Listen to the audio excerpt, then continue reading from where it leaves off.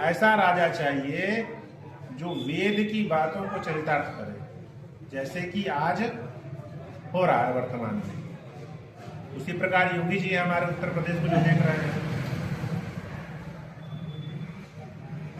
वो भी सज्जन शक्तियों की सुरक्षा कर रहे हैं, और जो दुष्ट शक्तियां हैं जिनसे समाज का, प्रदेश का, राष्ट्र का नुकसान हो रहा है, यहाँ तक कहेंगे कि विश्व का भी नुकसान हो रहा है उनके कार्यों से, ऐसे शक्तियों को कुचलना आर्यों का ये मुख्य कर्म बताया है वेदों में।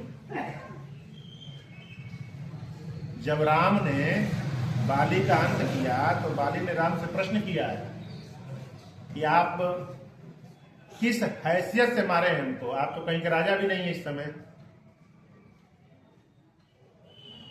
तो जानते हैं भगवान राम ने क्या कहा कि वेदों में परमात्मा ने ये पृथ्वी आर्यों को दिया है, यानी श्रेष्ठ लोगों के लिए दिया है, और उनको यह आदेशित भी किया है कि जो दुष्ट शक्तियां हो, जिनसे समाज का नुकसान हो, मानवता का नुकसान हो, ऐसे लोगों को नष्ट करने का अधिकार आर्यों को परमात्मा ने स्वयं वेद के अंदर दिया है। उसी वेद की आज्ञा को मैं पूरा कर रहा हूं। इसलिए हम सभी का ये कर्तव्य है कि हम वेद में जो परमात्मा ने हमें आज्ञा दिया उसकी हम पूर्ति करें।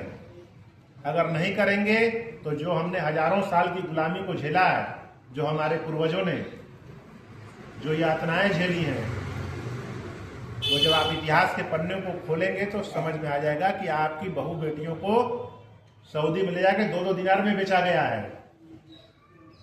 इतिहास को कोई झुठला नहीं सकता है। ये क्यों हुआ? क्योंकि हमने युद्ध करना छोड़ दिया, जिसका खामियाजा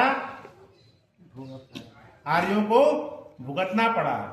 तो ऐसी पुनरावृत्ति पुनः न हो, इसलिए हमें वेद में एक जगह आया है कि राजा और प्रजा दोनों जब एक दूसरे के अनुकूल चलते हैं तब समाज आगे बढ़ता है। तो हमारा भी ये कर्तव्य है कि अगर राजा अच्छा हो तो हम उसका सहयोग करें, उसके मार्ग को और प्रशस्त करें, उसके बल को और बढ़ाएं, ताकि वो उत्साह के साथ, बल के साथ इन दुष्ट प्रवृत्तियों से लड़के इस समाज को सज्जनता की तरफ, अच्छाई की तरफ, ज्ञान विज्ञान की तरफ ऊपर को उठा सके। यही आज के वेद का विचार है। इन्हीं विचारों के साथ आज का ये यज्ञ पूर्ण होता है। आइए हम सभी मिलकर शांति पाठ करें। धन्यवाद।